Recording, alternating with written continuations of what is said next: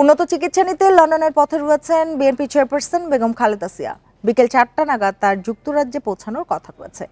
তাকে নিতে লন্ডনের হিথ্রো বিমানবন্দরে থাকবেন দলের ভারপ্রাপ্ত চেয়ারম্যান তারেক রহমান। 7 বছর পর দেখা হচ্ছে মা ছেলের। খালেদা জিয়াকে ভর্তি করা হবে লন্ডন ক্লিনিকে, পরে যুক্তরাষ্ট্রের মেরিল্যান্ডে জনস হপকিন্স ইউনিভার্সিটি হসপিটালে তার চিকিৎসার কথা রয়েছে। 2007 সালে একাধারে প্রেক্ষাপটে রাজনৈতিক প্রতিহিংসার শিকার হয়ে অসুস্থ অবস্থায় উন্নত চিকিৎসার জন্য লন্ডন যান তারেক রহমান। এরপর থেকেই সেখানে অবস্থান করছেন তিনি। এরপর আওয়ামী লীগ সরকার ক্ষমতায় আসার পর একাধিক মামলায় সাজা দেয়া হয় খালেদা জিয়াকে। তাকে কারাগারে রাখা হয় 2 বছর। এ সময় অসুস্থ হয়ে পড়লে তাকে কয়েক দফা হাসপাতালে ভর্তি করা হয়। Khaleda Zia liver cirrhosis, kidney, heart, diabetes, arthritis সহ নানা শারীরিক অসুস্থতার মাত্রা বাড়তে থাকলে তাকে কয়েক দফা আইসিইউতে ভর্তি করা হয়। চিকিৎসকদের পরামর্শে উন্নত চিকিৎসার জন্য বিদেশে নেয়ার চেষ্টা করেও আওয়ামী লীগ সরকারের অনুমতি পাননি তিনি। কয়েক দফা পরিবারের পক্ষ থেকে বিদেশে যাওয়ার আবেদন করা হয়, তবে অনুমতি মেলেনি।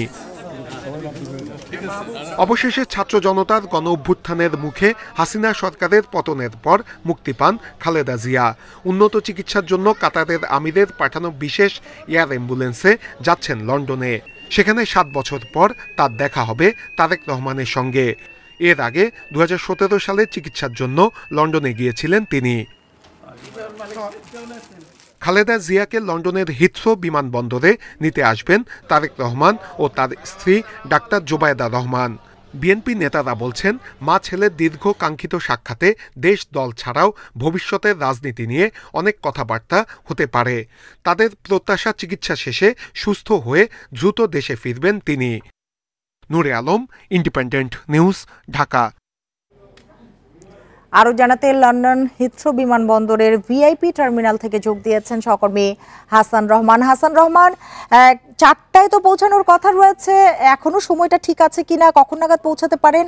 আর বিএনপি চেয়ারপারসন বেগম খালেদা জিয়ার জন্য হিথ্রো বিমানবন্দরে কি ধরনের প্রস্তুতি নেওয়া হয়েছে?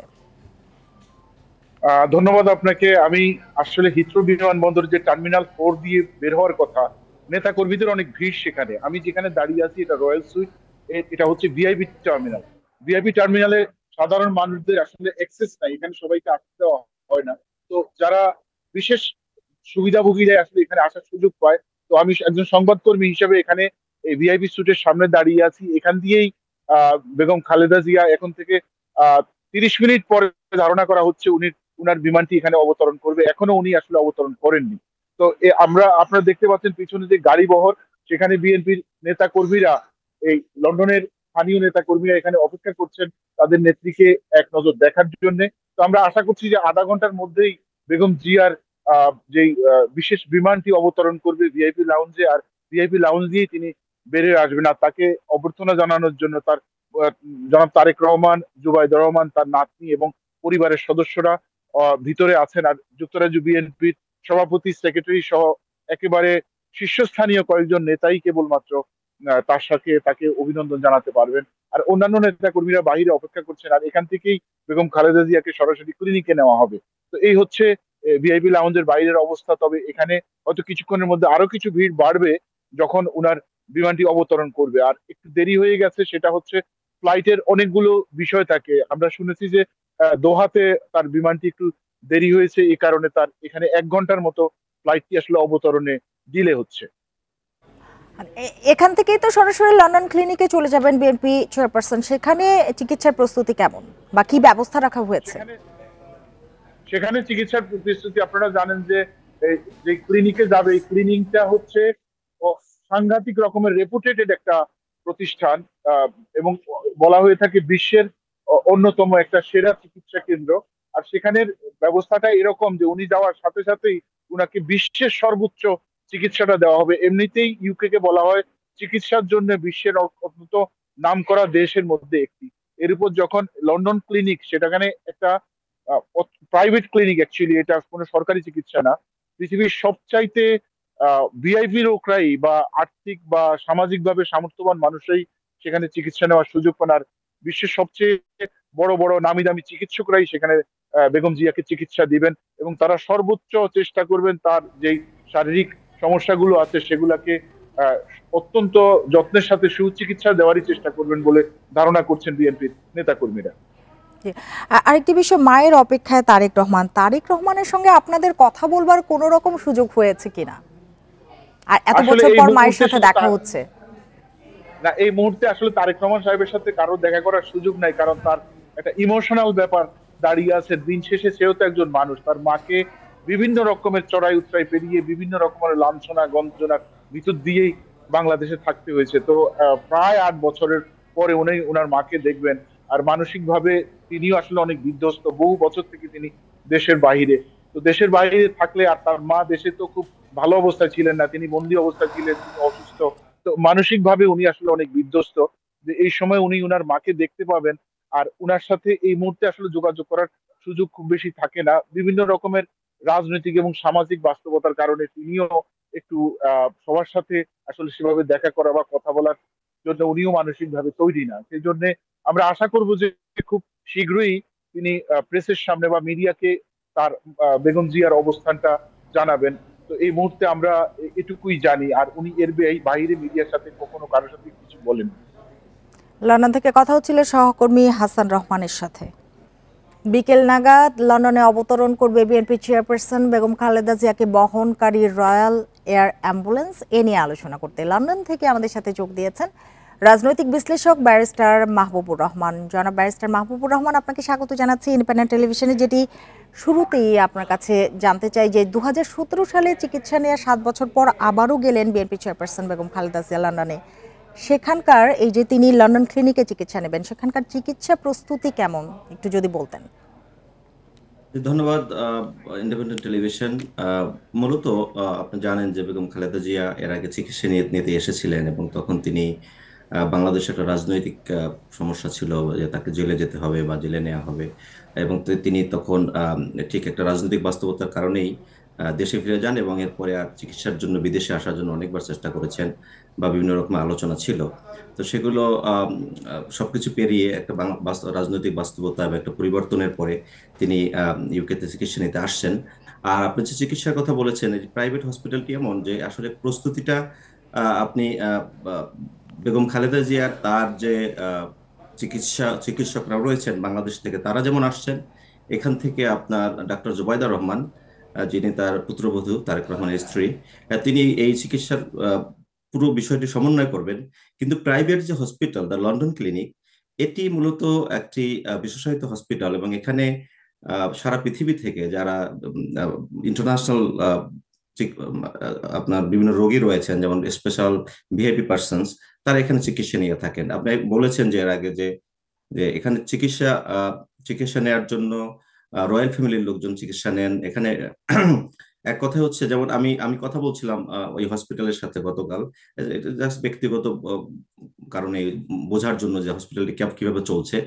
তো তারা আসলে আপনার অ্যাপয়েন্টমেন্টের জন্য আমি যখন ফোন করি, আমি জাস্ট বোঝার জন্য বলছি দর্শকদের এবং আপনাদের সবার জন্যই, সেখানে দেখা যাচ্ছিল যে ইন্ডিভিজুয়াল কোনো প্রস্তুতি কারোর জন্য আসলে নিতে হয় না। এখানে যে চিকিৎসকদের জন্য যে যে ব্যবস্থাপনা, যে পৃথিবীর সব মানে সেরা চিকিৎসকরা এখানে কাজ করে থাকেন, এবং এখানে যে আপনার প্রস্তুতির জন্য যে অ্যাপয়েন্টমেন্ট, এটা পেতে অনেক সময় লাগে। যেমন আমি একটা অ্যাপয়েন্টমেন্ট চেক করেছিলাম যে একটা অ্যাপয়েন্টমেন্ট পেতে কালকে আমি অ্যাপয়েন্টমেন্ট পাবো কিনা। এখানে ইন্ডিভিজুয়াল অ্যাপয়েন্টমেন্ট পাওয়া কঠিন, বা পাওয়ার জন্য আপনাকে অনেক লাইনে থাকতে হয়। এখানে সাধারণত দেখা যায় যে আপনার বিভিন্ন দূতাবাসের যারা কর্মকর্তা, যারা ইউকের খুব high profile persons, royal families, তারা চিকিৎসা নিয়ে থাকেন। আর বেগম খালেদা জিয়ার জন্য বেশ আগে থেকেই এখানে আপনার অ্যাপয়েন্টমেন্ট ঠিক করা হয়েছিল এবং তারা অ্যাপয়েন্টমেন্ট বেশ আগেই নিয়েছেন। এবং এই অ্যাপয়েন্টমেন্টের জন্য এখন যেটা হয়েছে যে বেগম খালেদা জিয়া তিনি আপনার হিথ্রো বিমানবন্দরের, আপনি কি শুনতে পাচ্ছেন আমাকে? আচ্ছা, আপনি বলুন। জি জি, হিথ্রো বিমানবন্দরের উনি টার্মিনাল 4-এর আপনার রয়্যাল সুটে তিনি অবতরণ করবেন এবং কিছুক্ষণের মধ্যে অবতরণ করবেন। আমি কথা বলছিলাম ওখানে একজন বিএনপি জি, নেতার আরেকটি সাথে। বিষয় একটু জানতে চাই যে তারেক রহমান দীর্ঘদিন লন্ডনে অবস্থান করছেন, এবার গেলেন বেগম খালেদা জিয়া। এ নিয়ে আপনার বিশ্লেষণ একটু জানতে চাই। নানা কিন্তু আলোচনা সমালোচনা রয়েছে। যে এখানে আলোচনা সমালোচনার বিষয়টি এমন যে বেগম খালেদা জিয়ার সাথে তার যে ছেলে তারেক রহমান, তার সাথে দীর্ঘ প্রায় 7 বছর পরে তাদের দেখা হবে। এটা খুবই একটা এক্সাইটেড মোমেন্ট তাদের জন্য। আবার একই সাথে বেগম খালেদা জিয়া তিনি দলের প্রধান, কিন্তু দীর্ঘদিন ধরে তিনি কারাগারে থাকা এবং রাজনৈতিক পরিমণ্ডলে সরাসরি উপস্থিতি তার ছিল না, যেটা তারেক রহমান নিজে হ্যান্ডেল করেছেন গত কয়েক বছর, 7 বছর। যখন 2018 সালে বেগম খালেদা জিয়াকে কারাবন্দী করা হয়, এরপর থেকে তারেক রহমান সরাসরি এখান থেকে স্কাইপে, আপনি জানেন যে রাজনৈতিক সকল কর্মকাণ্ড পরিচালনা করে আসছেন। তো এই যে মনে করেন একটা সরাসরি যে দেখার বিষয়টি, এটা অবশ্যই খুব আবেগের বিষয়। এবং আপনি জানেন যে এর আগে যখন বেগম খালেদা জিয়া 2017 সালে 18 সালে এসেছিলেন, তখন জনাব মাহবুবুর রহমান, আরেকটি বিষয় একটু আপনার কাছে জানতে চাই। বাংলাদেশি কমিউনিটি যে রয়েছে, বাংলাদেশি কমিউনিটিতে খালেদা জিয়ার লন্ডনে যাওয়ার ঘটনার প্রতিক্রিয়া কেমন? এটা খুবই, আপনি বলতে পারেন যে যারা রাজনৈতিকভাবে বিএনপির সাথে জড়িত অথবা অন্যান্য রাজনৈতিক দলের যারা আছেন, তারা একরকমের খুবই উৎসাহ উদ্দীপনার মধ্যে রয়েছে, এবং সাধারণ মানুষের মধ্যেও এটা একটা বলতে পারেন যে পজিটিভ দৃষ্টিভঙ্গি। বা সবাই খালেদা জিয়া যে বিভিন্ন রোগে শোকে ভুগছেন, এবং লং টাইম যে তিনি চিকিৎসা নিতে পারছেন না, প্রপার চিকিৎসা হচ্ছিল না, এটা আলোচনার বিষয় ছিল যেমন বাংলাদেশে, এবং এটা সারা পৃথিবীতেই। এবং এই জন্য আপনি গত কদিন ধরে বিএনপি নেতাকর্মীদের মধ্যে খুব উৎসাহ উদ্দীপনা ছিল, এবং সাধারণ মানুষও আপনার, আমি একজন প্র্যাকটিসিং লয়ার হিসেবে আমি দেখেছি যে অনেক ক্লায়েন্ট এসে বলছে, আলোচনা করছে তারা। বুঝতে পেরেছি। জনাব মাহবুবুর রহমান, আপনাকে অনেক ধন্যবাদ আমাদের সময় দেবার জন্য, আমাদের সাথে এত দূর থেকে যোগ দেবার জন্য।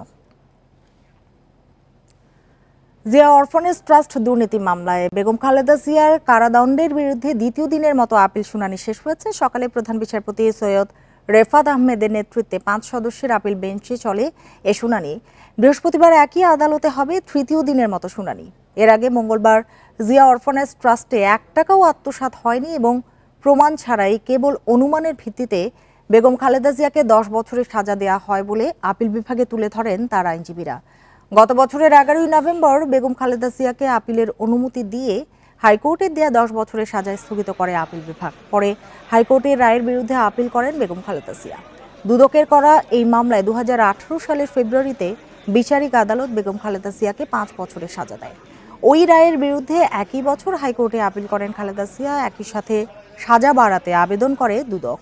শুনানি শেষে বেগম খালেদা জিয়ার আবেদন খারিজ করে 5 বছর থেকে বাড়িয়ে 10 বছর কারাদণ্ডের রায় দেয় হাইকোর্ট।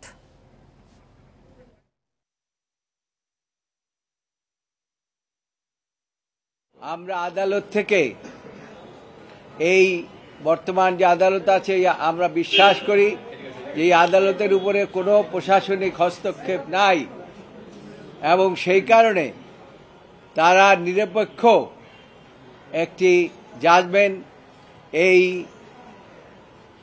মামলায় দেবেন। যে সাক্ষী বিগত সময়ে দুদক এবং সরকারের পক্ষ থেকে উপস্থাপন করা হয়েছে, তার প্রত্যেকটি সাক্ষ্য থেকে আমরা দেখাতে সক্ষম হয়েছি যে প্রধানমন্ত্রী রিলিফ ফান্ডের কথা বলা হয়েছে, সেই রিলিফ ফান্ডের সঙ্গে কোন রকম সংস্রব বেগম খালেদা জিয়ার ছিল না। এই জিয়া অরফানেজ ট্রাস্ট মামলায় বেগম খালেদা জিয়ার দুদকের পক্ষ থেকে একটা কাগজ দেখাতে পারে বেগম খালেদা সই করছে বা কোন নির্দেশ দিয়েছে, এবং টাকাটা পুরোপুরি অ্যাকাউন্টে আছে। আরো জানাতে হাইকোর্ট চত্বর থেকে আমাদের সাথে যোগ দিয়েছেন সহকর্মী জাহিদুল বাশার। জাহিদুল বাশার, গতকালকে শুনানিতে আমরা যেমনটি দেখেছি যে আইনজীবীরা বলেছেন জিয়া অরফানেজ ট্রাস্টে 1 টাকাও আত্মসাৎ হয়নি, প্রমাণ ছাড়াই শুধুমাত্র অনুমানের ভিত্তিতে বেগম খালেদা জিয়াকে 10 বছরের সাজা দেয়া হলো। আজকে দ্বিতীয় দিনে শুনানি হয়েছে, আজকে কি তুলে ধরলেন আইনজীবীরা?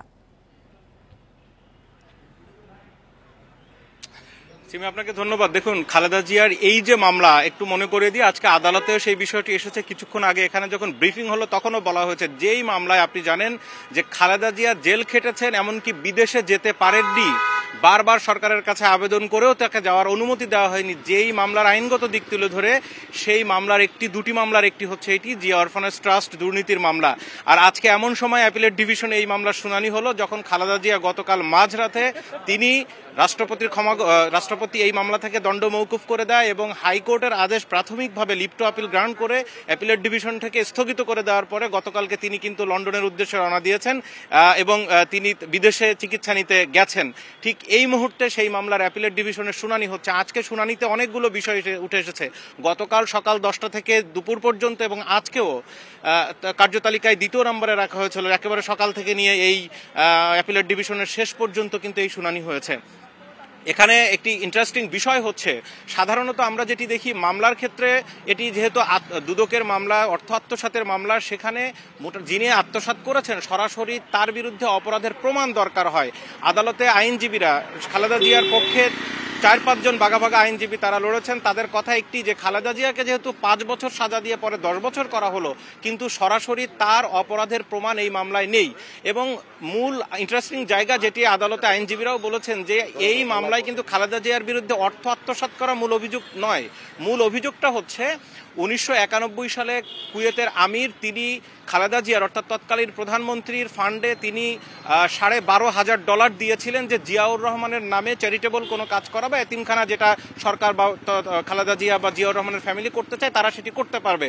অভিযোগটা হচ্ছে 1991 থেকে 93 সাল পর্যন্ত এই টাকা ফান্ডেই পড়েছিল, সেই টাকা খরচ করা হয়নি। এটি হচ্ছে মূল অভিযোগ যে কার স্বার্থে এই টাকাটি ফেলে রাখা হলো এবং সেই টাকা খরচ করা হলো না। এটি হচ্ছে মূল অভিযোগ, যেই অভিযোগের ভিত্তিতে খালেদা জিয়াকে 5 বছরের সাজা দেওয়া হলো, পরবর্তীতে সেটি বাড়িয়ে 10 বছর। এখানে আইনজীবীরা বলেছেন, ব্যারিস্টার কায়সার কামাল, ব্যারিস্টার রুহুল কুদ্দুস কাজল, ব্যারিস্টার মাহবুবউদ্দিন খোকন, সব আইনজীবীরা তারা বলেছেন যে মূলত বিচারিক আদালতের রায় এবং পরবর্তীতে হাইকোর্টের রায়ের মূল ভিত্তিটাই ছিল যে অনুমানমূলক, অর্থাৎ প্রিজাম্পশনের জায়গাটিতে ছিল কি যে খালেদা জিয়া এই টাকাটি খরচ করেননি ভবিষ্যতে তিনি বা তার ফ্যামিলি এই কাজে এই উপকারভোগী হওয়ার জন্য তারা এটি করতে চেয়েছিলেন, যেটি করার কথা নয়। এই যে ভবিষ্যতের কথা, অর্থাৎ ধারণামূলক জায়গা থেকে তাকে সাজা দেওয়া হয়, এটি বিরল ঘটনা। সেই বিষয়টি আদালতে এই আইনজীবীরা তুলে ধরেছেন। তাদের বক্তব্য হলো তারা আশা করছেন যে অ্যাপিলেট ডিভিশন থেকে খালেদা জিয়াকে পুরো নির্দোষ ঘোষণা করা হবে। দেখুন, একটা বিষয় মনে করে দিই, শেখ হাসিনার সরকার পতনের পর 5 আগস্ট শেখ হাসিনা পালিয়ে গেলেন, তার পরের দিন 6 আগস্ট বিভিন্ন রাজনৈতিক দলসহ সরকারের ঊর্ধ্বতন অনেকের পক্ষ থেকে রাষ্ট্রপতির কাছে আবেদন জানানো হয়েছিল যে খালেদা জিয়ার 2টি মামলা, একটি চ্যারিটেবল ট্রাস্ট মামলা আর একটি জিয়া অরফানেজ ট্রাস্ট মামলা, এই মামলা থেকে খালেদা জিয়াকে মুক্ত করার জন্য। তখন রাষ্ট্রপতি কিন্তু তাকে এই দণ্ড থেকে মুক্ত করে দেন। কিন্তু খালেদা জিয়া তিনি তার আইনজীবীদের মাধ্যমে বলেছেন যে তিনি এটার সাথে কোনোভাবেই জড়িত নয় এবং আজকে আইনজীবীরাও বলেছেন যে একটি সিঙ্গেল এভিডেন্সও নাই, এবং তিনি বলেছেন যে আদালতের মাধ্যমে এটা সমাধান তিনি চান। জাহিদুল বাশার, আপনাকে অনেক ধন্যবাদ আমাদের সাথে যোগ দেওয়ার জন্য। ভারতে আশ্রয় নেওয়া সাবেক প্রধানমন্ত্রী শেখ হাসিনার অবস্থানের মেয়াদ বাড়ানো হয়েছে জানিয়েছে দেশটির একাধিক সংবাদ মাধ্যম। কূটনৈতিক সূত্রের বরাত দিয়ে আনন্দবাজার জানিয়েছে আইনি প্রক্রিয়ার মাধ্যমে শেখ হাসিনার ভারতে থাকার মেয়াদ বৃদ্ধি করা হয়েছে। পত্রিকাটি বলছে দিল্লির ফরেন রিজিওনাল রেজিস্ট্রেশন অফিসের মাধ্যমে তার ভারতে থাকার কাগজপত্র বৈধ করে নেওয়া হয়। ভারতে উদ্বাস্তু সংক্রান্ত আইন না থাকায় FRROর মাধ্যমে হাসিনাকে বসবাসের বৈধতা দেওয়া হয়েছে। অন্যদিকে হিন্দুস্তান টাইমস বলছে শেখ হাসিনার ভারতীয় ভিসার মেয়াদ বাড়ানো হয়েছে। এই প্রক্রিয়ায় যুক্ত ছিল স্বরাষ্ট্র মন্ত্রণালয় এবং স্থানীয় ফরেনার্স রিজিওনাল রেজিস্ট্রেশন অফিস। এদিকে মঙ্গলবার শেখ হাসিনার পাসপোর্ট বাতিল করে কর্তৃপক্ষ। বিচারের জন্য শেখ হাসিনাকে প্রত্যর্পণে গত 23শে ডিসেম্বর দিল্লির কাছে চিঠি দেয় ঢাকা। গত 5ই আগস্ট ছাত্র জনতার আন্দোলনের মুখে ভারতে আশ্রয় নেন শেখ হাসিনা।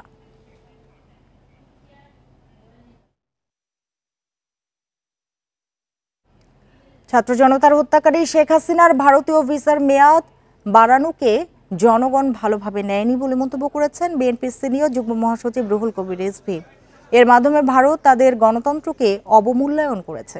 দুপুরে রাজধানীর গ্যান্ডারিয়ায় জুলাই আগস্ট গণ অভ্যুত্থানে নিহত 4 পরিবারের সাথে সাক্ষাৎ শেষে কথা বলেন তিনি।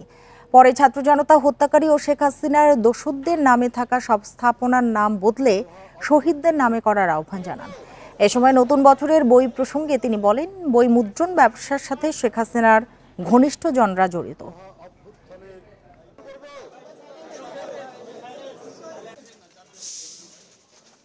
যে শিশু হত্যাকারী, কিশোর হত্যাকারী এবং তরুণ হত্যাকারী, রিকশাওয়ালা হত্যাকারী, সিএনজিওয়ালা হত্যাকারী, সেই হত্যাকারীকে একটি গণতান্ত্রিক দেশ কিভাবে তাকে আশ্রয় দিয়ে সেখানে তার বিচার মেয়াদ বাড়ান, এইটা সারা দেশের বাংলাদেশের মানুষ এটাকে ইতিবাচকভাবে নেয়নি। ভরা মৌসুমেও অস্থির চালের বাজার। সপ্তাহের ব্যবধানে কেজিতে দাম বেড়েছে 3 থেকে 4 টাকা পর্যন্ত। এদিকে নতুন বছরে খাদ্য মন্ত্রণালয়ের বরাদ্দ না আসায় টিসিবি চাল বিক্রিও বন্ধ রয়েছে। এতে ভোগান্তিতে পড়েছেন স্বল্প আয়ের মানুষ। বাণিজ্য উপদেষ্টার দাবি, দেশে চালের কোনো সংকট নেই। ব্যবসায়ীদের মজুতদারিতে দাম বাড়ছে দাবি করে চাল আমদানির উদ্যোগের কথা জানান তিনি। রাজধানীর বাজারে চালের সরবরাহ পর্যাপ্ত, কেনা যাচ্ছে চাহিদা অনুযায়ী, তবে দাম বাড়তি। বাজারে 57 টাকার নিচে মিলছে না মোটা চাল, আর সরু চালের দাম 72 টাকার ওপরে। টিসিবির হিসাবে মাত্র 7 দিনে মোটা চালের দাম বেড়েছে প্রায় 7%। টিসিবির ট্রাক থেকে কিছুটা কম দামে চাল কেনা যেত, তবে নতুন বছরে বরাদ্দ না আসায় চাল বিক্রি বন্ধ করেছে সংস্থাটি। এতে সংকটে পড়েছে সীমিত আয়ের মানুষ। চাল বন্ধ করে দেন, তাহলে আমাদের ক্ষতি হইব, আমাদের গরিবের বাড়িতে কিনতে হলে তো রেট বেশি দিয়ে কিনতে হইব, ফ্যামিলি তো কষ্ট হবে। বর্তমানে আমনের ভরা মৌসুম চলছে, বাজারে চালের কোনো ঘাটতি নেই, তাই চালের মূল্য বৃদ্ধি অযৌক্তিক বলছেন বাণিজ্য উপদেষ্টা। দাম বাড়ার পেছনে ব্যবসায়ীদের কারসাজি রয়েছে, দাবি তার। সাময়িক মজুতদারি ঘটনা ঘটছে, তো আমরা বাণিজ্য উদারীকরণ করার জন্য গতকাল আমরা বাংলাদেশ ব্যাংকের গভর্নর সহ, খাদ্য উপদেষ্টা সহ, টিসিবি চেয়ারম্যান সহ, কৃষি মন্ত্রণালয় সহ আমরা গত পরশুদিনও বসেছি, গতকালও বসেছি। আপাতত আমদানি কেন্দ্রিক ব্যবস্থা নিচ্ছি এবং ব্যাপক আমদানির প্রস্তুতি চলছে। সরকারি গুদামে চালের মজুদ কমে দাঁড়িয়েছে 8 লাখ টনে, বলছে খাদ্য মন্ত্রণালয়। Shahid Ahmed, independent news, Dhaka. ভোর থেকে রাজধানী সহ দেশের বিভিন্ন এলাকায় বয়ে যাচ্ছে ঠান্ডা বাতাস। এতে বেড়েছে শীতের তীব্রতা। আবহাওয়া অধিদপ্তরের তথ্য অনুসারে আজ সারা দেশে দিন ও রাতে তাপমাত্রা 2 থেকে 4 ডিগ্রি সেলসিয়াস কমতে পারে। কুয়াশা বেশি থাকায় দিনের বেলায় সূর্যের দেখা নাও মিলতে পারে। এতে বাড়বে শীতের অনুভূতি। এছাড়া চলতি সপ্তাহে শৈত্যপ্রবাহের শঙ্কা রয়েছে। বিশেষ করে পঞ্চগড়, চুয়াডাঙ্গা, ঈশ্বরদী সহ বেশ কয়েকটি জায়গায় তাপমাত্রা কমে আসতে পারে। এ সময় সিলেট ও ময়মনসিংহে গুড়ি গুড়ি বৃষ্টিরও পূর্বাভাস দিয়েছে আবহাওয়া অধিদপ্তর। সকালে দেশের সর্বনিম্ন তাপমাত্রা রেকর্ড করা হয় যশোরে 12.8 ডিগ্রি সেলসিয়াস। এ সময় রাজধানীর তাপমাত্রা ছিল 16.3 ডিগ্রি সেলসিয়াস।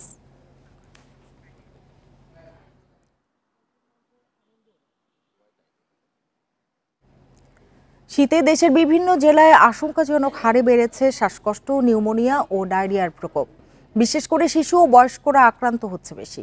রোগীর চাপ সামলাতে হিমশিম অবস্থা হাসপাতালগুলোতে। অনেক জায়গায় শয্যার সংকটে মেঝে ও বারান্দায়ও দেয়া হচ্ছে চিকিৎসা। নাটোর সদর হাসপাতালের শিশু ওয়ার্ডের চিত্র এটি। 15 শয্যার বিপরীতে ভর্তি রয়েছে 52 জন। শয্যা না পেয়ে অনেকের ঠাঁই হয়েছে হাসপাতালের মেঝেতে। সেখানেই চলছে চিকিৎসা সেবা। ঠান্ডাজনিত কারণে মেয়েকে ভর্তি করেছিলাম 1 দিন আগে, এখন একটু ভালো। বাচ্চাটা অসুস্থ, বমি বমি ভাব, পাতলা পায়খানা, তো এজন্য আমরা এখানে ভর্তি হয়েছি। চিকিৎসকরা বলছে শীতজনিত রোগীর সংখ্যা বাড়ছে। গত কয়েকদিনে রোগী বেড়েছে কয়েক গুণ। যাদের অ্যাজমা আছে আগে থেকেই, যাদের শ্বাসকষ্ট, নিউমোনিয়া ইত্যাদি রোগ আগে থেকেই নোন কেস, জানা কেস, তাদেরকে আমি বলবো আগে থেকেই ডাক্তারের পরামর্শ নিয়ে সেই মোতাবেক চলার জন্য। একই পরিস্থিতি লক্ষ্মীপুর সদর হাসপাতালেও। গড়ে প্রতিদিন 35 থেকে 40 জন শিশু ভর্তি হচ্ছে হাসপাতালে। গত এক সপ্তাহে চিকিৎসা নিয়েছেন 80 জন। বহির্বিভাগেও প্রতিদিন চিকিৎসা নিচ্ছে 800 রোগী। বারিন্দাতে অনেক রোগী, আমরা হাঁটাচলা করতে পারতেছি না, রোগীরা অনেক ভোগান্তিতে পড়ে। প্রতিদিনই প্রায় শিশু বিভাগে 70 থেকে 80 জন গড়ে রোগী ভর্তি থাকে। তো যেহেতু শীতকাল, সেহেতু শিশু রোগীর সংখ্যা বেড়েছে। এক্ষেত্রে আমি মাদেরকে উপদেশ দিব যে প্রয়োজন ছাড়া শিশুদেরকে যাতে ঘরের বাইরে না বের করে। নওগাঁ সদর হাসপাতালে শীতে নানা রোগে চিকিৎসা নিচ্ছে 62 জন। ঠাঁই নেই রংপুর মেডিকেলেও। শিশু ওয়ার্ডে ভর্তি আছে শতাধিক রোগী। ঠান্ডা কয়েকদিন থেকে কুয়াশা, ঠান্ডা, এই কারণে বাচ্চা ঠান্ডা লাগছে। পাতলা পায়খানা, বমি করতেছে। আজকে এখানে আনছি, ডাক্তার দেখলো, ভর্তি করে দিচ্ছি। ঠাকুরগাঁও 250 শয্যার জেনারেল হাসপাতালে 45 শয্যার শিশু ওয়ার্ডে দিনে গড়ে চিকিৎসা নিচ্ছেন 150 রোগী। তাপস সরকার, ইন্ডিপেন্ডেন্ট নিউজ। চাঁপাইনবাবগঞ্জের শিবগঞ্জে চৌকা সীমান্তে রাস্তা ও কাঁটাতারের বেড়া নির্মাণকে কেন্দ্র করে বিজিবি বিএসএফ উত্তেজনার পর আজ পরিস্থিতি স্বাভাবিক রয়েছে। বিকেলে আবারও পতাকা বৈঠকে বসার কথা রয়েছে দুই বাহিনীর কর্মকর্তাদের। স্থানীয়রা জানান, গত রোববার ভারতের মালদহ জেলার গোপালগঞ্জ থানার শব্দলপুর বিএসএফ ক্যাম্পের সদস্যরা সীমান্ত ঘেঁষে রাস্তা ও কাঁটাতারের বেড়া নির্মাণের কাজ শুরু করেন। এ সময় বিজিবির পক্ষ থেকে বাধা দেওয়া হয়। ওই দিন কাজ বন্ধ করলেও মঙ্গলবার আবারও কাজ শুরু হলে বিজিবি বিএসএফ এর মধ্যে উত্তেজনা তৈরি হয়। দুই দেশের নাগরিকরা সীমান্তে অবস্থান নেন। পরে বিজিবি বিএসএফ এর মধ্যে পতাকা বৈঠক অনুষ্ঠিত হয়। এতে সাময়িকভাবে নির্মাণ কাজ বন্ধ রাখার সিদ্ধান্ত হলেও স্থায়ী সমাধানে পৌঁছতে পারেনি দুই বাহিনীর কর্মকর্তারা।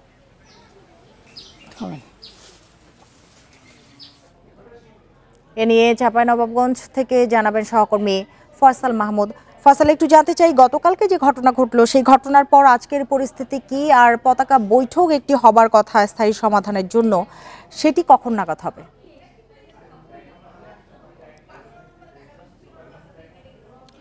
দেখুন, আসলে গত রোববার থেকেই এই উত্তেজনাকর পরিস্থিতি চলছে চাঁপাইনবাবগঞ্জের এই চৌকা সীমান্তের ওপারে যে ভারতের শব্দলপুর বিওপি রয়েছে বিএসএফ এর, সেই শব্দলপুর বিওপির বিএসএফ জওয়ানরা আসলে সেখানে একটি কাঁটাতারের বেড়া এবং একটি রাস্তা নির্মাণের চেষ্টা করে। যে ঘটনাটির প্রতিবাদ জানায় বিজিবির পক্ষ থেকে তাদেরকে বলা হয়েছিল যে আন্তর্জাতিক যে আইন রয়েছে সীমান্ত আইন, সেই সীমান্ত আইন লঙ্ঘন করে আসলে এই কাঁটাতারের বেড়া এবং সড়ক নির্মাণ করা হচ্ছে, যেটি তারা যে কারণে সেটি তারা নির্মাণে বাধা দেয় এবং এটি বন্ধ করে দেওয়া হয়। এই নিয়েই মূলত আসলে এই সীমান্তে উত্তেজনা তৈরি হয় এবং গতকাল আসলে উত্তেজনার যে চূড়ান্ত পর্যায়ে আমরা সেটিই দেখেছি। আমরা যেটা দেখেছি যে এপারে বিজিবি একেবারে অবস্থান নিয়ে আছে, শক্তিশালী অবস্থান নিয়ে অবস্থান করছে এবং ওই পারে ভারতের যে বিএসএফ সদস্য সেটা তারাও শক্তি বাড়িয়ে আসলে অবস্থান নেয় এবং দুই বাহিনীর সঙ্গে দুই দেশের নাগরিকরাও যোগ দেয়। এতে আসলে উত্তেজনা বেশি ছড়িয়ে পড়ে। আমরা যেটা দেখেছি যে ওপারে ভারতীয় নাগরিকরা বিএসএফ এর পক্ষ নিয়ে বিভিন্ন স্লোগান দেয় এবং বাংলাদেশ বিরোধী, এবং এই পারেও হচ্ছে যে বাংলাদেশিরা অবস্থান নেয়। তো এই অবস্থায় আসলে গতকাল একেবারে উত্তেজনা ছড়িয়ে পড়ে সীমান্তে এবং এই নিয়ে বিজিবি এবং বিএসএফ বৈঠকে বসে। তারা আসলে গতকাল যে বিষয়টি বলেছে যে তারা সাময়িকভাবে কাজ বন্ধ থাকবে এমনটাই সিদ্ধান্ত নিয়েছিলেন বিজিবি এবং বিএসএফ এর কর্মকর্তারা, কিন্তু এটি নিয়ে যে স্থায়ী সমাধান দরকার সেই স্থায়ী সমাধান কালকে পৌঁছাতে পারেনি। এই কারণে মূলত আজকে আবারও বৈঠকে বসবেন। আমাদের চাঁপাইনবাবগঞ্জের বিজিবির যিনি অধিনায়ক রয়েছেন লেফটেন্যান্ট কর্নেল গোলাম কিবরিয়া, তিনি যেটি জানিয়েছেন যে আজকে বিকেলে আসলে পতাকা বৈঠক অনুষ্ঠিত হবে এবং এই পতাকা বৈঠকে স্থায়ী একটা সমাধান হবে বলে তিনি আশা প্রকাশ করেছেন। তিনি যেটা বলেছেন যে আসলে আন্তর্জাতিক সীমান্ত আইন মেনে বিএসএফ যদি কোনো স্থাপনা বা কোনো সড়ক বা কাঁটাতারের বেড়া নির্মাণ করে সেখানে তারা বাধা দিবেন না, কিন্তু আসলে এই আইন লঙ্ঘন করে যদি কোনো কিছু নির্মাণ করা হয় সেটি অবশ্যই তারা বাধা দিবেন। এগুলো নিয়ে আসলে বৈঠকে আজকের পতাকা বৈঠকে আলোচনা করা হবে এবং তারা আশা করছেন যে এই পতাকা বৈঠকটিতেই আসলে একটি সুষ্ঠু সমাধান আসবে। চাঁপাইনবাবগঞ্জ থেকে যোগ দিয়েছিলেন আমাদের সহকর্মী ফয়সাল মাহমুদ। এই ছিল এখনকার সংবাদ। ইন্ডিপেন্ডেন্ট টেলিভিশনের সব খবর আরো বিস্তারিত জানতে চোখ রাখুন ফেসবুক, ইউটিউব এবং এক্সে। ধন্যবাদ সবাইকে এতক্ষণ সাথে থাকার জন্য।